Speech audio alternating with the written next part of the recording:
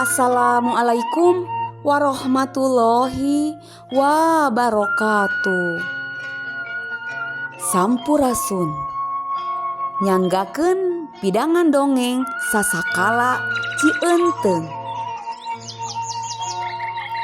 Zaman baheula di wewengkon Kabupaten Sumedang anu perenahna di daerah Dharmaraja Kiwari aya hiji tempat can boga ngaran eta tempat teh.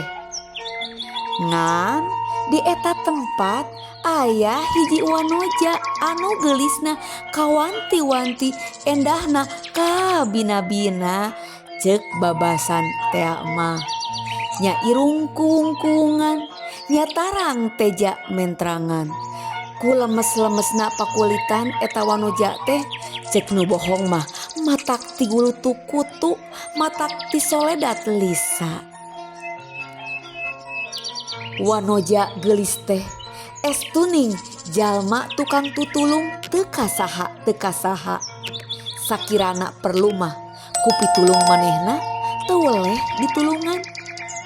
Sakur jalma nu menta tulung ka manehna mah Nyimas sari eunteung ngaranna teh. Manehna boga kabogo hiji lalaki anu nganjrekna tepati jauh ti lembur eta wanoja. Ayeuna mah ngaran lembur kabogohna teh katelahna Cipaok. Kabogohna oge sarua watakna jeung Nyimas, sarua tukang tutulung ka batur. Atuh kabeh warga eta lembur pada muji ka Nyimas. Keur mah manehna bager, kabogohna oge bager deui. Dasar jalma henteu kabeh resep. Aya nu hayang ngamangpaatkeun kageulisan Nyimas teh. Kawas hiji jajaka batur salemburna. Manehna teh bogoh ka Nyimas, ngan ku Nyimas ditampik. Da puguh Nyimas geus boga kikindeuan. Ongkoh kurang panuju deui kana laku lampah eta jajaka teh.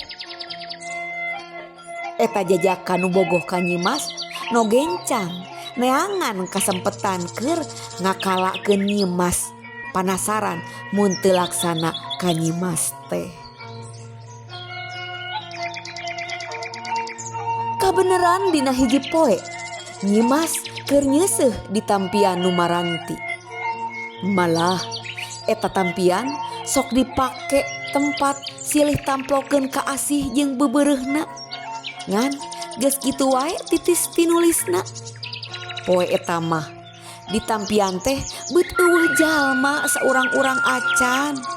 Atuh samemena keur sia jaka nu geus lila neangan kasempetan rek nyilakakeun Nyimas mah. Asa mobok manggih gorowong aya jalan komo mentas. Kalaresan nu geulis nuju nyeseuhan kumaha mun ku akang direncangan keresan teu? Ceuk si jajaka nanya. Nyimas ngawalon, "Wios teu kedah ngarepotkeun, tos biasa sorangan abdi mah."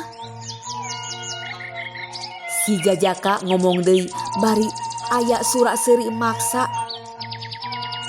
"Nya wios atuh ari teu kersa direncangan mah. Ngan kuring rek nanya sakali deui. Naha daek teu anjeun mun kawin jeung kuring?" Nyimas ngawalon deui. "Ceuk kuring ge, kuring mah ngarah lamun kudu dikawin ku anjeun.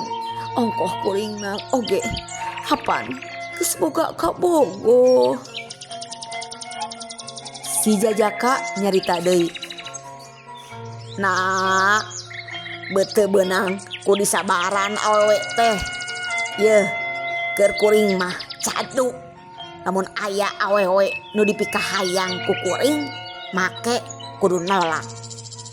Ayeuna mah daek teu daek maneh rek dipaksa ku kuring sangkan ngagugu kana kahayang kuring.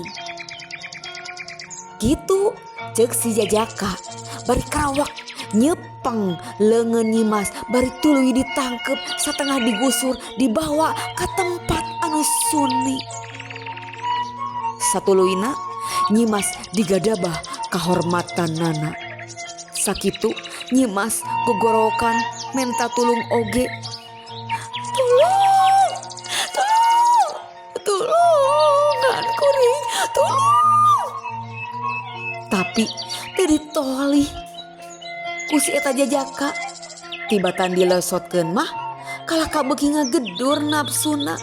Teu cukup ku digadabah kahormatanana. Satuluyna Nyi Mas teh ditelasan pati nepi bobor karahayuan. Layona nu baloboran getih teh diantepkeun wae teu dipalire. Manehna mah leos indit teuing ka mana.